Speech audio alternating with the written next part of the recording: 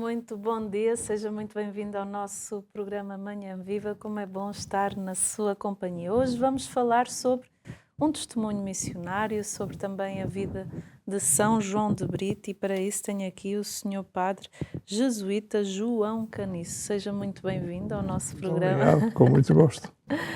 E hoje, como já viu, o nosso tema é muito interessante, por isso fica aí connosco. Mas antes disso, vamos iniciar a nossa manhã com um momento de oração que eu convido o Senhor Padre a orientar para nós. Bem, em nome do Pai, do Filho e do Espírito Santo. Amém. Amém. Vinde, Espírito Santo, e aquecei o nosso espírito e o nosso coração e inspirai tudo aquilo que vamos falar entre nós e que vamos procurar fazer chegar aos nossos irmãos que nos ouvem, e que tudo isso seja para a maior glória de Deus e seja para a maior santificação de cada um daqueles que nos escutam, também para a glória de São João de Brito, São Francisco Xavier, esses santos missionários gigantes da história da Igreja, que nós devemos estimar, amar e procurar imitar o mais possível. Que o Senhor nos abençoe, nos dê graça de sermos fortes e sermos capazes de ser bons transmissores dessa mensagem. Amém. Amém. Em nome do Pai, do Filho e Filho do e do Espírito Santo. Amém. Amém. Mas antes de iniciarmos a nossa conversa sobre o testemunho missionário aqui do Senhor Padre e sobre a história também um bocadinho de São João de Brito, vamos ver uma sugestão da nossa livraria, pela pessoa da Cirlane, que nos vai falar um bocadinho da Bíblia no meu dia-a-dia. Vamos ver.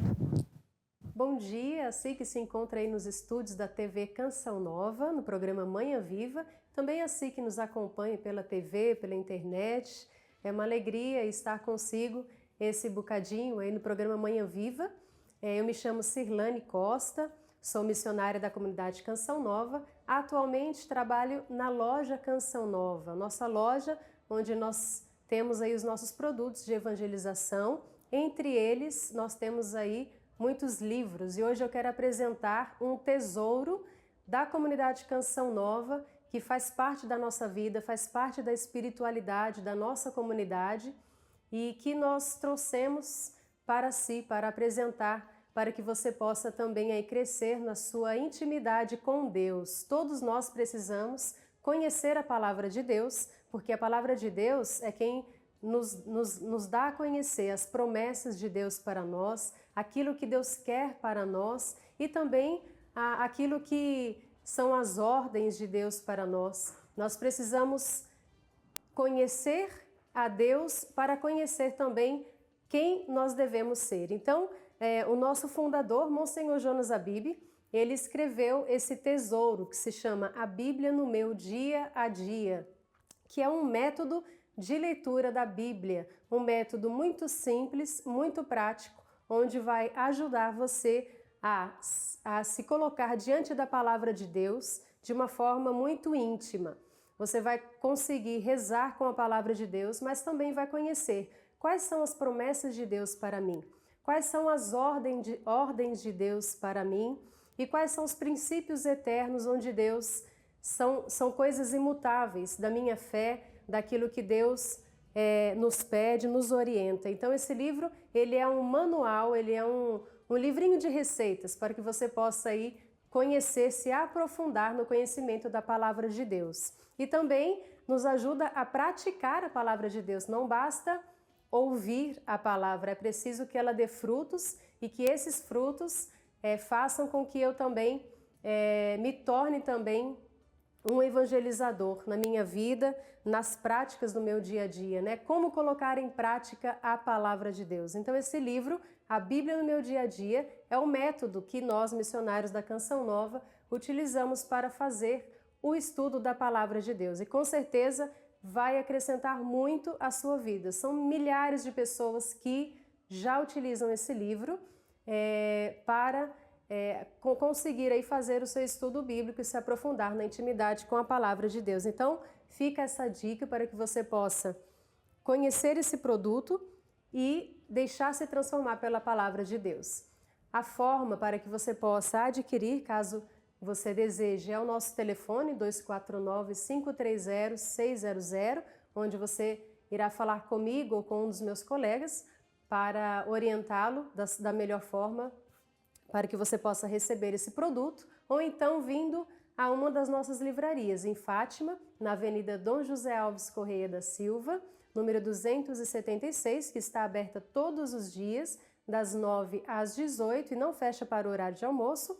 Temos também a nossa loja em Lisboa, na rua Camilo Castelo Branco, número 29, que está aberta de segunda a sexta, e em Évora, na Rua da Misericórdia, número 19. Então fica o convite para que você possa adquirir e, se quiser também, pode vir até nós para nos conhecer, para que nós possamos aí também conhecermos pessoalmente. Então que Deus abençoe e obrigada pela sua atenção.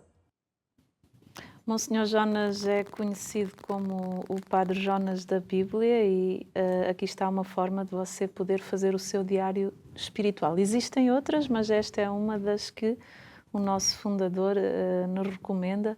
Por que não começar a conhecer um bocadinho mais a Palavra de Deus, fazendo assim o seu diário espiritual através deste estudo bíblico? Fica aqui a dica e a recomendação. Mas hoje estamos aqui para falar de um testemunho missionário e também da vida de São João de Brito, e temos aqui o Sr. Padre João Caniço, que nos veio falar aqui um bocadinho sobre a sua vida missionária e sobre este grande homem que foi São João de Brito. Sr. Padre, quem é o Sr. Padre João Caniço, para as pessoas que estão lá em casa conhecerem um bocadinho melhor?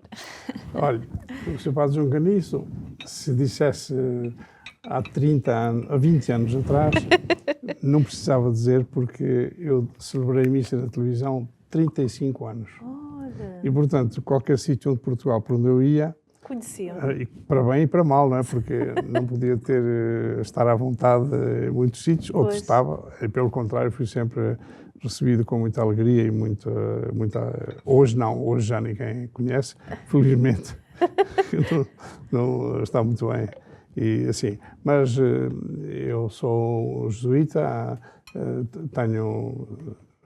sou jesuíta há 50 e poucos anos e estou prestes a fazer 50 anos de sacerdote e 80 de idade.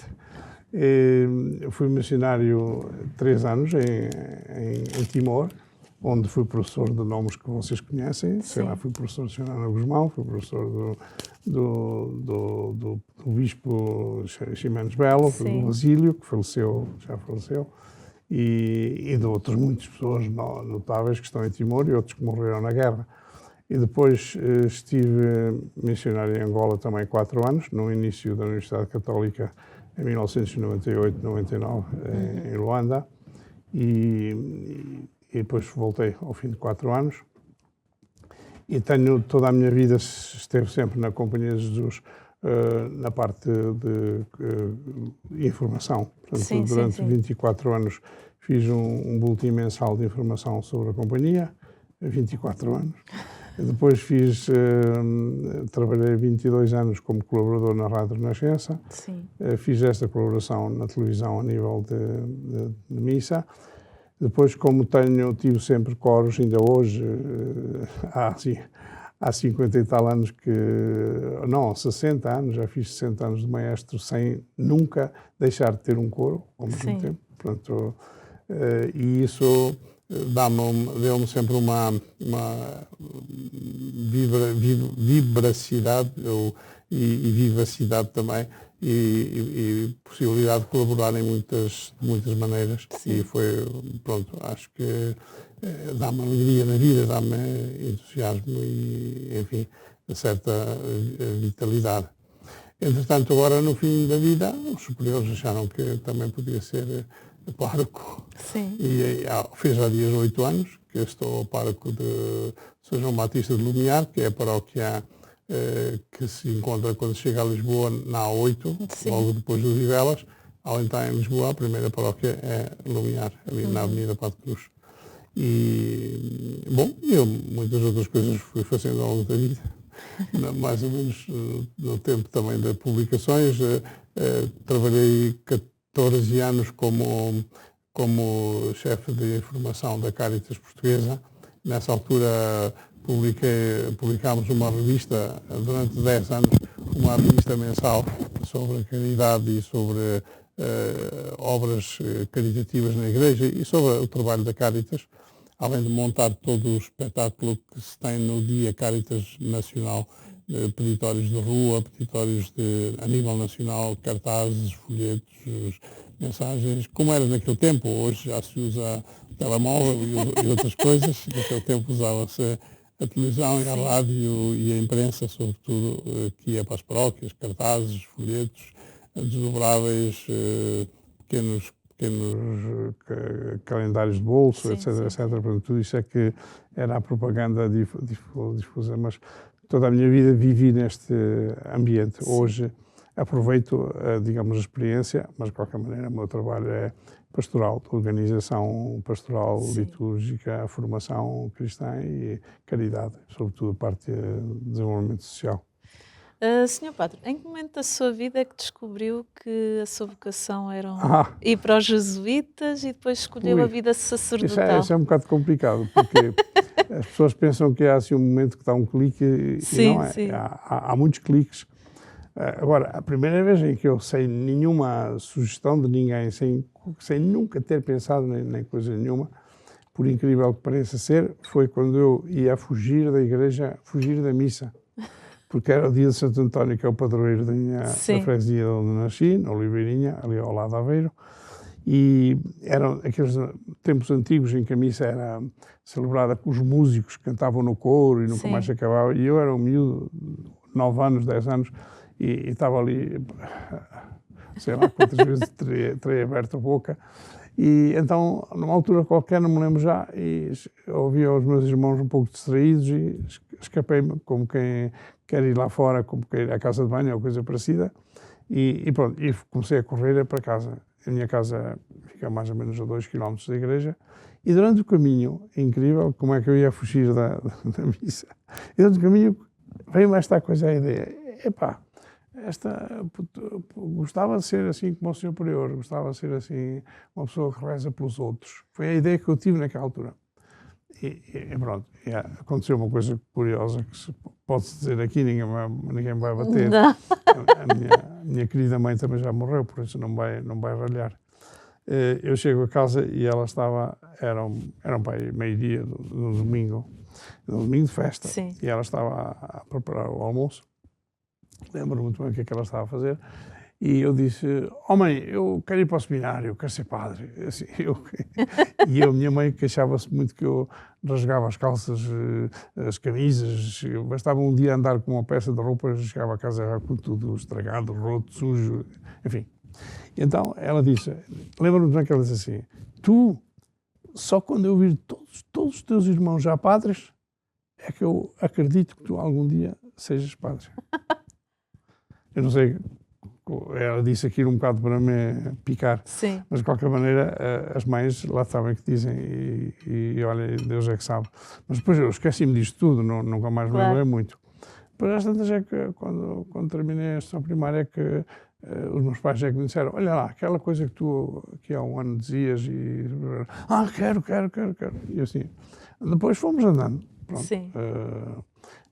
A mesma questão de ir para os jesuítas foi uma coincidência inicialmente. Depois foi uma procura, porque eu quando vou aos jesuítas não levava nenhuma ideia de ser para os jesuítas, foi o que apareceu. E depois então, mas depois estudando lá e vendo as coisas, ainda há bocado falávamos aqui nos bastidores por causa disso, uma coisa que desde sempre me impressionou é que os superiores nessa altura, e hoje ainda, procuram sempre dar os destinos das pessoas segundo as qualidades deles. Isto é, às vezes até criam obras só por causa de uma pessoa. Que tem, sei lá, lembro jesuítas que faleceram há não muitos anos, sei lá, lembro-me o Padre Manuel Antunes, a Brutéria viveu muito à custa da sabedoria dele. Ou o Padre Jorge, como é que se chama? Da bioquímica, como é que se chama? Jorge, olha, está-me a passar o nome. É uma consequência dos 80 anos também, a passar os nomes. E também foi a Brutéria mudou de direção, Sim. porque a pessoa que dirigia era um sábio da Gulbenkian, era um sábio dos institutos de investigação mais avançados que havia em Portugal. Sim. E portanto, enfim, e esta coisa da companhia, muitas vezes até fazer mudar o sistema das coisas que existem pelas pessoas que a servem é muito bom, porque colabora muito connosco. Aqui esteve um pouquinho a música, aqui esteve outras coisas em que eu me pude dedicar, precisamente por isso fazer um curso de direção, um curso enfim, toda a formação que tive musical. Sim. Foi um bocadinho por isso. Nem todos os meus colegas, nem nenhum. Sim. Praticamente, só aqueles que têm mesmo o gosto, e isso apreciei que na companhia se Potencializam os potencializa isso. Parte do princípio que em tudo se pode dar glória a Deus e tudo pode ajudar o caminho de Deus. E por isso foi uma motivação que me levou muito. Depois também fiquei muito... ia conhecendo outras congregações e seminários e assim, e eu, curiosamente, não me interessava nunca ser pároco e vou acabar a minha vida como pároco. Mas, de qualquer maneira, isto é que me levou um pouco a escolher a companhia e a determinar-me, porque, apesar dos defeitos que encontro na companhia também, apesar disso acho que não errei, que o Espírito Santo nos levou por um caminho que, pelo menos, na medida da nossa fraqueza, nos vai dando alento. Verdade. Como se diz, Deus tem os seus caminhos, não é? Claro. Senhor Padre, fale-nos então um bocadinho, para quem está lá em casa, quem são os jesuítas, como é que nasceram os jesuítas? Os jesuítas é uma ordem religiosa fundada por alturas do Concílio de Trento, portanto, meados do século XVI, 1500 e tal, 1550, 1560.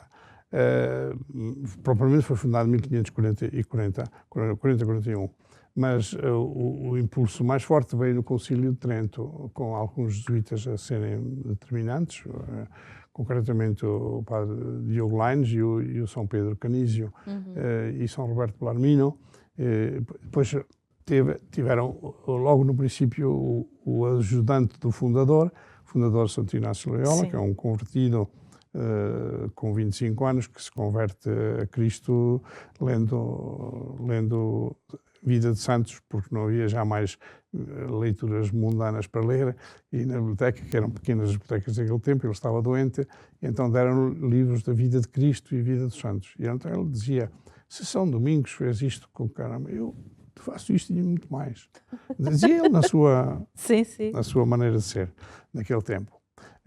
Depois, se São Francisco de Assis fez isto, eu também não sou menos que ele, porque tinha aquele ideal cavaleiresco de se os outros fazem, eu também faço, eu também sou capaz de fazer melhor. E isto foi para onde Deus o levou a converter-se. E então, mais tarde, portanto, fundou a Companhia de Jesus, o Papa deram muito alento no princípio, e ele teve companheiros muito ilustres, os primeiros que fundaram, dos quais avulta o maior de todos, que é São Francisco Xavier, que foi mandado para o Oriente porque o rei de Portugal queria gente para ir espalhar a religião na Índia, etc. E havia escolhidos dois que não eram São Francisco Xavier, porque esse era o secretário do geral. Então, um adoeceu e tinha que se partir no dia seguinte, porque naquele tempo não era como agora. A qualquer hora. Então havia uma caravana de 400 pessoas que saía de Roma para Portugal. E então ele tinha que ser no dia seguinte. E São Francisco Xavier diz no seu diário que arranjou umas camisas e umas calças e uns sapatos e despediu-se do Papa Paulo III, despediu-se de Santo Inácio e partiu para Portugal. Partiu para a vida inteira. Nunca mais voltou a Roma, nunca mais lado nenhum. São Francisco Xavier partiu de Roma a 15 de março de 1540, chegou a Loreto, onde passou a Semana Santa, depois chegou a Portugal 22 de junho desse ano, e ficou hospedado ali onde é hoje, perto do Rossio, o Hospital de Todos os Santos, onde servia aos doentes e dava de comer, e assim comia também. O rei vivia onde é hoje o Teatro Dona Maria II, era o Palácio dos Taus, Dom João III, depois mais tarde chamou e não o deixou ficar. E naqueles 10 meses que São Francisco Xavier esteve em Portugal, fez maravilhas, não dá neste programa para contar. Chamavam-lhe o santo, chamavam-lhe o apóstolo, chamaram aos jesuítas os apóstolos, e pronto, e ele depois partiu para a Índia no dia 7 de abril de 1541, fazia 35 anos nesse dia. São Francisco Xavier é o maior gigante do cristianismo a nível de missões, como São Paulo. Se contada, hoje sabe-se todas horas, minutos e dias de São Francisco Xavier até morrer. Morreu com 47 anos. Ele, na entrada da China, e tudo o que ele andou, a pé ou a cavalo, posto em linha reta, dava 2,5 vezes a volta ao mundo. A força deste homem em 11 anos, uma coisa louca. Jamais alguém faz uma coisa destas. Fez 32 catecismos em 32 línguas diferentes. E ainda existe um original de um catecismo que ele fez na língua da Malásia. Não estamos a pensar que catecismo hoje que é como o de hoje.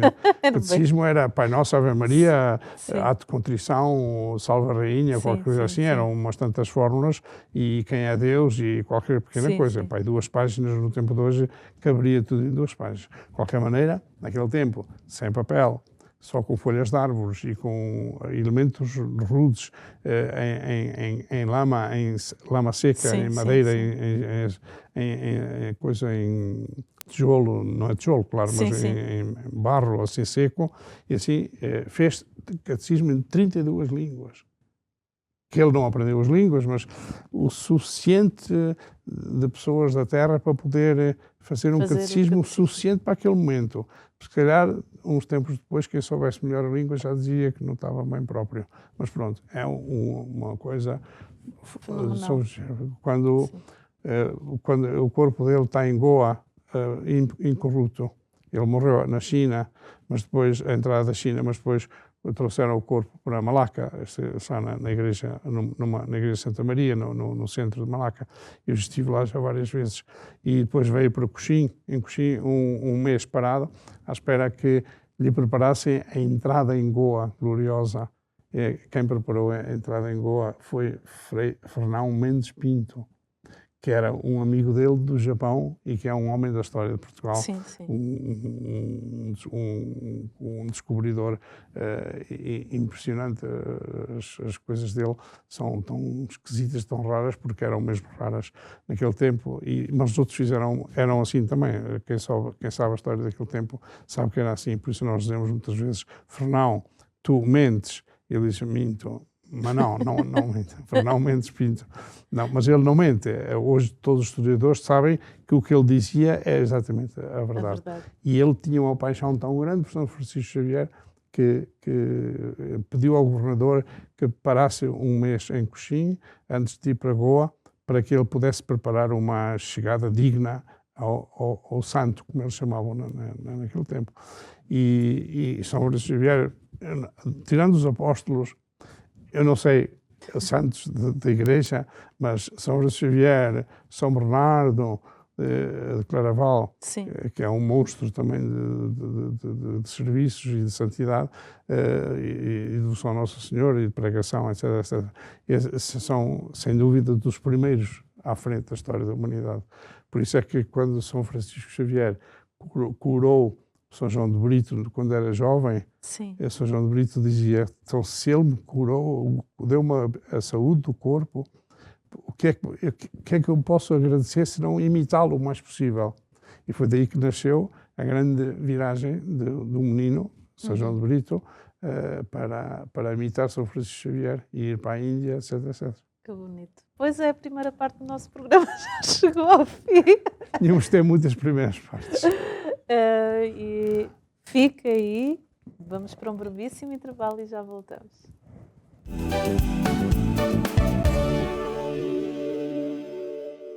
Muito bom dia, seja muito bem-vindo ao programa Manhã Viva. Estamos na segunda parte, a SIC ligou a televisão neste momento.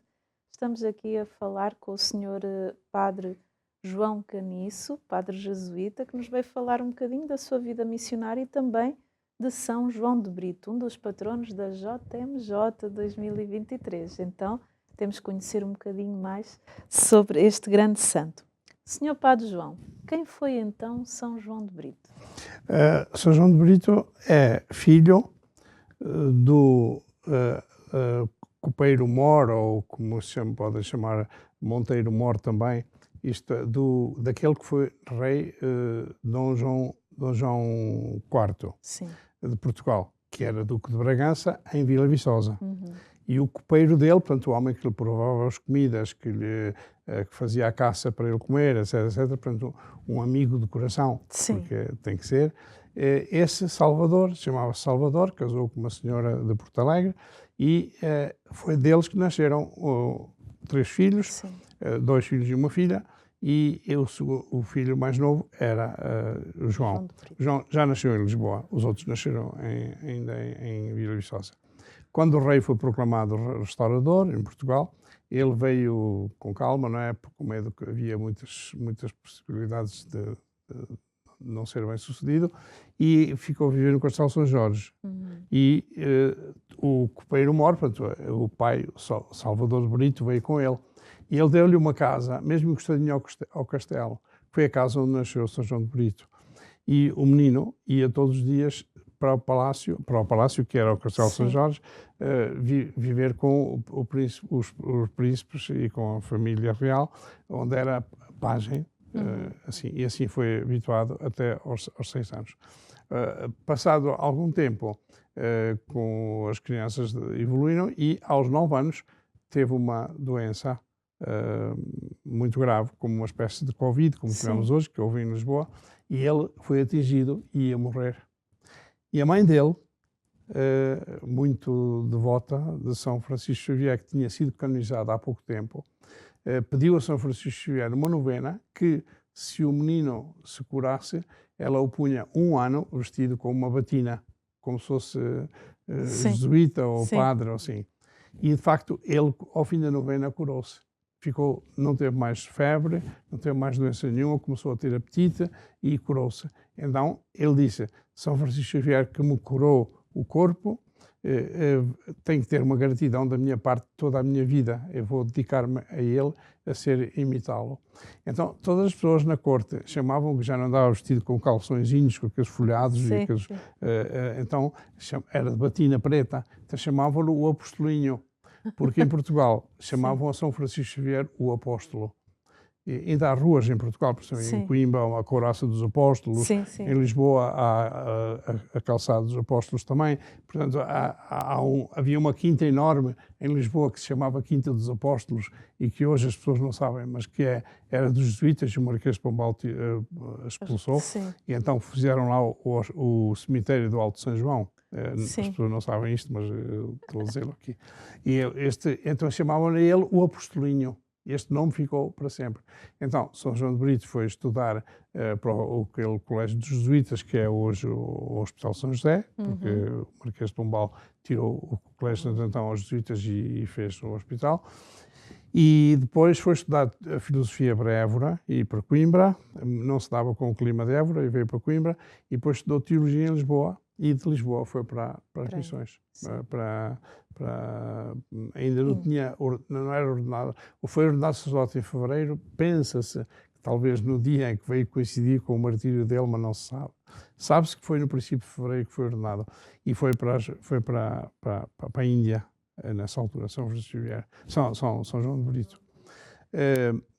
São João de Brito, na Índia, habitou-se com os missionários que havia, mas missionários da costa, como sempre foram, porque eles tinham que ter o apoio dos barcos portugueses para poderem andar de um lado para o outro, porque não havia comboios, nem sequer bicicletas, nem nada, não é? Portanto, valiam-se dos navios portugueses para poderem, e quando estavam doentes, eram sempre, e faziam aqueles castelos, como se chama, fortalezas, onde tinham lugar para se defenderem, até para se curarem de doenças e assim.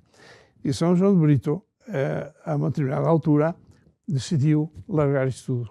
Não quero estar com os portugueses, não quero ajudas nenhumas de ninguém. Os portugueses dão mau exemplo porque compram coisas e vendem a preços incríveis, roubam coisas, as pessoas abusam das mulheres nativas, fazem tropelias, enfim. Ele disse, eu ensino uma coisa, os meus companheiros fazem outra, não pode ser.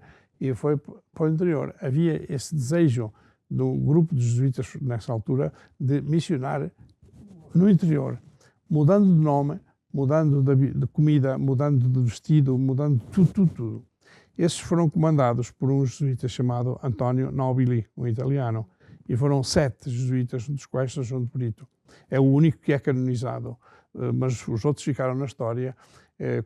Entrando pela parte de dentro, estamos a falar do estado de Tamil Nadu, perto de Madurai, perto de Chennai também, onde, portanto, São João de Brito mudou o nome, não se chama mais João de Brito, chama-se Arula Anandar, Arula, o menino querido da mãe, e Anandar, consagrado a Deus, porque ele traduziu o nome de João por Arula, porque João significa abençoado por Deus, não é? E então chama-se já Arula Anandar, e os outros mudaram todos o nome, usa sandália, que é o casca de uma árvore. Sim, isso mesmo. Podemos virar para aí, isso mesmo. Está uma figura atual, feita atualmente. Também outra figura parecida é esta que está no santuário dele, a estátua que está no santuário. E então começou a ser, hoje chamaríamos vegan, porque só raízes e só cascas de árvores e só frutos, pouco mais do que isso, nem ovos nem nada disso, numa zona que naquele tempo tinha tigres, leões, elefantes como ainda tem hoje, cobras de todo o género, pântanos, coisas, a nível de doenças era uma coisa espantosa. São João de Brito aprendeu a sentar-se no chão à maneira indiana, assim, e ficou, conta-se num sítio em que ele esteve debaixo de uma árvore 2 meses, a meditar, a atender as pessoas, a rezar, a explicar o Evangelho, a aprender a língua de lá, a língua tamil, e bom, fazer essa vida. Entretanto, por claro, dificuldades dos naturais, sacerdotes lá, das religiões locais, foi muito combatido e os chefes foram sempre puxados para o mandar embora ou para o matar. Aproveitaram foi 2 vezes foi martirizado, andou mais de 1 quilómetro arrastado por um cavalo para ver se morria, e quando viram que já estava morto, já não fazia nada, pensaram que respirava, que nem respirava, deixaram para virem os corvos e o comerem, porque eles não queriam que fosse o corpo ficasse de tal uma maneira que lá tem muitos animais que comem carnes mortas ou assim. Então, mas viveu e voltou, e os cristãos trouxeram. Foi nessa altura, São João de Brito, uma ocasião dos jesuítas o mandarem a Portugal por uma questão nossa da Companhia de Jesus, mas ele quis voltar outra vez de novo. Cá em Portugal foi muito venerado, mas não vou entrar por aí, e voltou. E quando voltou, um senhor que tinha 3 mulheres e queria ser cristão, ele dizia, não, tens que deixar isso, porque não posso ser cristão com 3 mulheres. E ele então fez um escrito que deixava ficava com a primeira mulher e pagava a vida das outras 2, casa, tudo, comida, tudo, mas a família delas sentiu como uma grande vexame, e então pediram ao rei para o matar, e foi assim esse o motivo da morte de São João de Brito. Eu vou mostrar a capela do sítio onde morreu São João de Brito. É uma capela antiga. Na Índia? É mesmo lá em Oriur, no lugar do martírio, onde ele foi morto. Atualmente, um colégio que há ali à volta, e são alunos desse colégio, fotografias que eu tirei aqui há 3 anos ou 4. Na Índia existe essa veneração a São Francisco Xavier? São João de Brito, São Francisco, já vou dizer, vou terminar a falar precisamente disso. E deixa estar no chão, deixa estar. A igreja do santuário, o santuário geral em Oriur, de onde morreu São João de Brito. De fronte dessa igreja, o grupo de portugueses que me acompanharam nessa altura. E queria mostrar aqui ainda mais uma coisa, que é masmorra onde os últimos 8 dias São João de Brito viveu antes de ser morto, e uma figura de São João de Brito, uma gravura que está naquela capela que vimos renovada, lá dentro, à frente está essa coisa.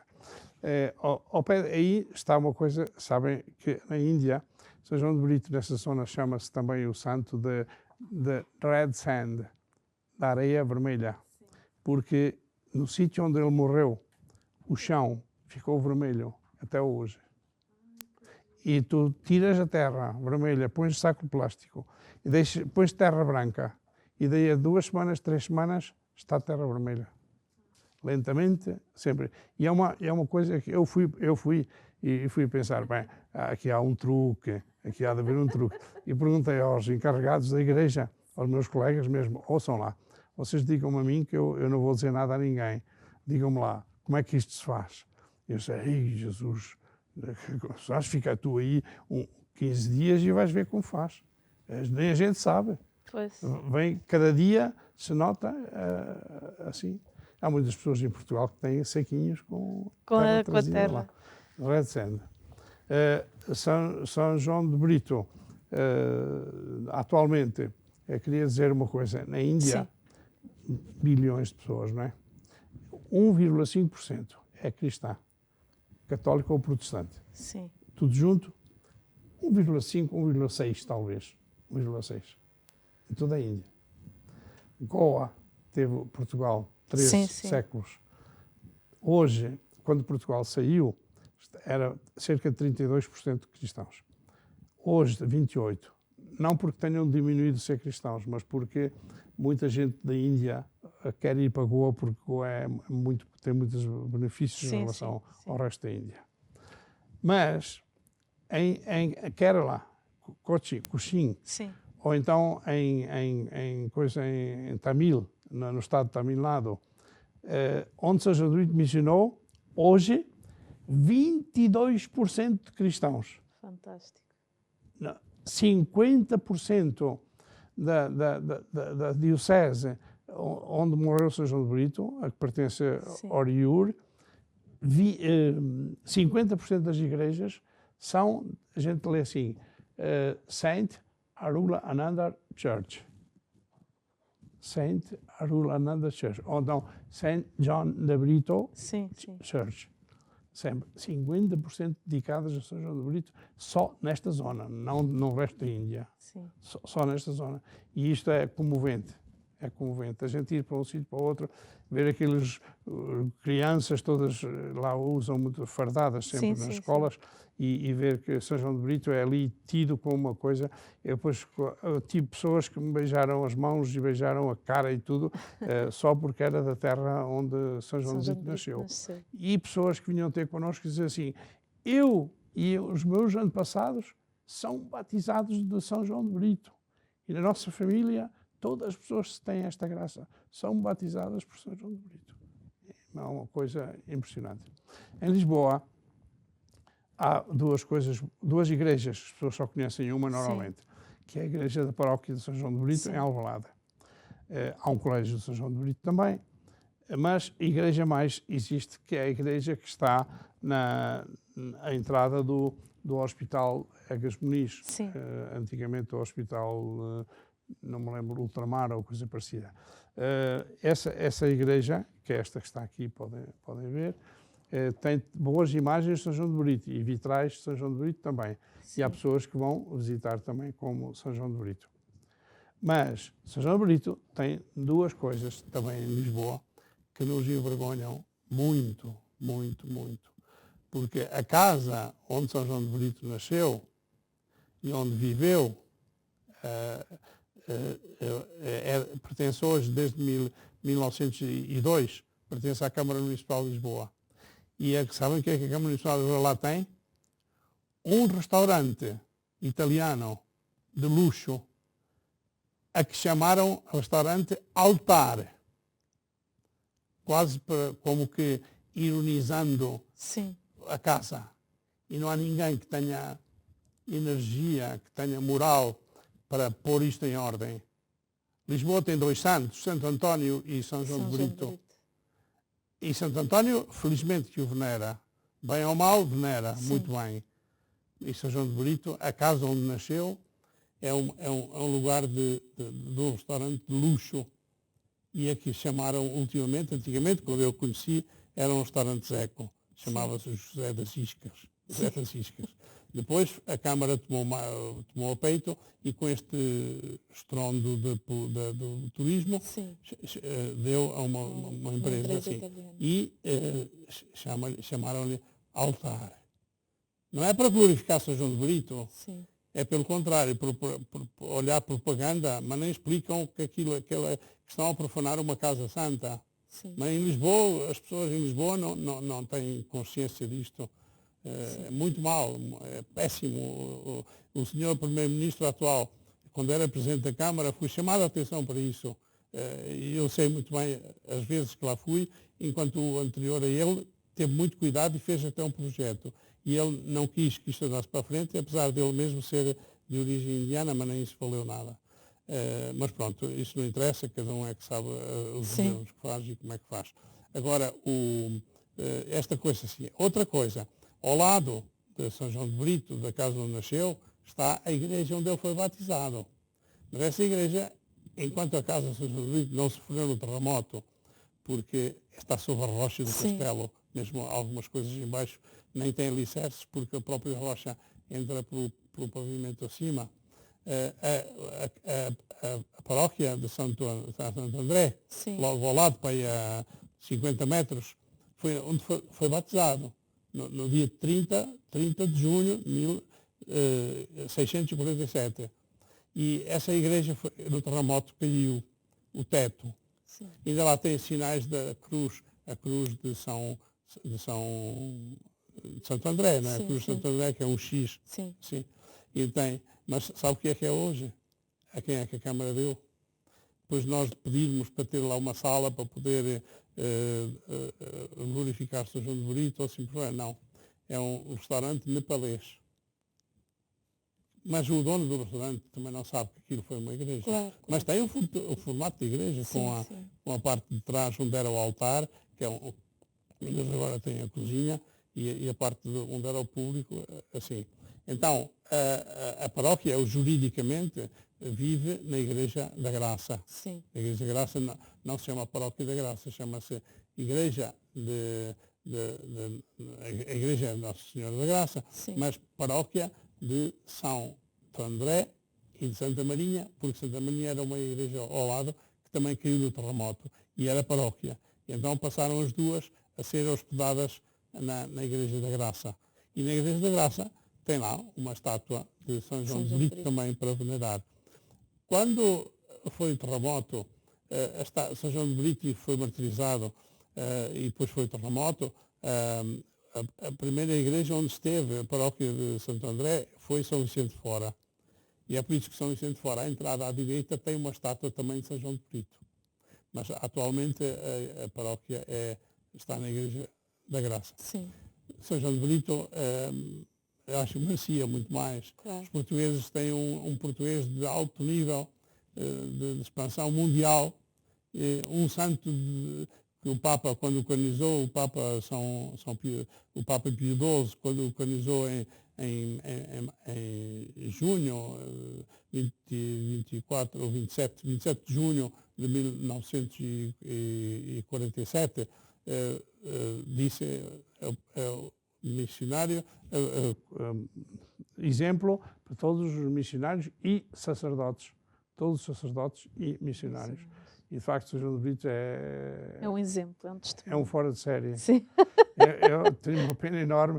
Agora, daqui a 1 ano ou 2, vão morrer, naturalmente, e, portanto, outros farão melhor. Mas não, enquanto eu viver, hei de falar sobre isto e quantos quiserem. Mesmo aqueles que me seguem 3 meses nas visitas que faço à Baixa, à Mouraria, Sim. a presença das visitas na Mouraria, geralmente terminamos por esta visita. E ficam todos muito emocionados e assim, mas não há ninguém que os congregue por as pessoas para te fazerem alguma coisa. Eu espero que aqueles que são responsáveis, párocos ou alguns que têm congregações ou movimentos que peguem nisto, porque é uma cruzada digna de ser levada. É verdade. Vê-se que o Senhor Padre tem o São João de Brito gravado no coração, porque quando fala dele, os seus olhos brilham. Senhor Padre, já foi à Índia quantas vezes fazer o percurso de São João de Brito? Por causa disso mesmo, levei grupos de pessoas que queriam ir à Índia. E eu fui à Índia desde 1993, que foi o terceiro centenário da morte de São João de Brito, martírio. Lá na Índia faziam grandes festas e então desafiaram-me para eu juntar um grupo de pessoas. E eu levei 38 pessoas à Índia. Mas quando chegámos lá, vimos que não era o encerramento do ano, era o começo, a abertura, e que no ano seguinte é que era a grande festa. Então fiz uma grande propaganda com o Padre Lereno, o saudoso, que estava a prior de São João de Brito, e ele entusiasmou-se e falou lá. Sabe quantas pessoas fomos à Índia? 105. Fantástico. 105, foi uma coisa muito notável, em 1994. Depois eu fui mais 7 vezes. Tenho levado 30, 28, assim. A última vez eram 18, as pessoas estavam naquela fotografia. Sim. Agora há pessoas que me pedem de vez em quando, mas não tomamos nenhuma iniciativa. Decisão. Mas ajudámos muito a reconstruir o santuário e com o dinheiro que levámos, porque o Padre Lereno fez durante um ano o almoço de sexta-feira com todos os paroquianos que quisessem a pão e água. E davam 15 euros ou 10 euros, não sei quanto era, para a Caixa Comum. E ao fim do ano arranjaram 10 mil euros. 10 mil euros que ele ofereceu lá no santuário. Eu sei, ele disse-me, eu posso dizê-lo, porque estas coisas é bom que se digam. Sim, é verdade. Senhor Padre, o nosso programa está mesmo na reta final. Uma mensagem final para quem está lá em casa. Mensagem final? O próprio programa é uma mensagem. Apreciem o mais possível estas coisas e quando tiverem ocasião de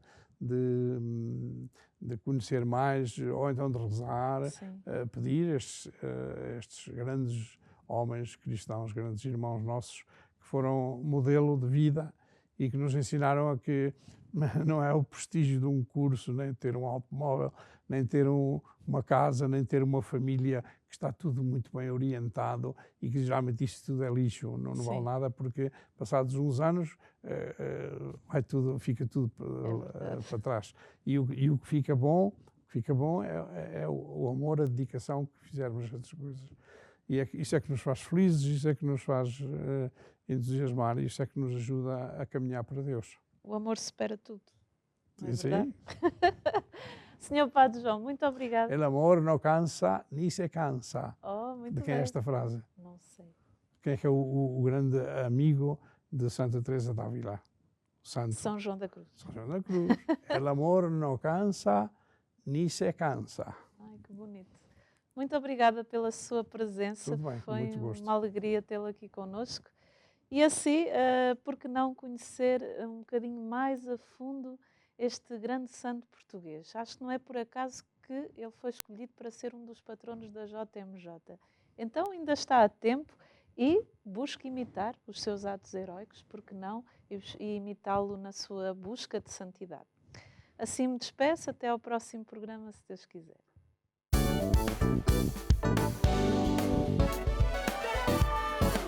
Se gostou deste programa, clique aqui na nossa playlist aqui em baixo para ver outros episódios. Se ainda não subscreveu o nosso canal do YouTube, faça-o já clicando neste botão aqui do lado e será logo o primeiro a saber todas as novidades.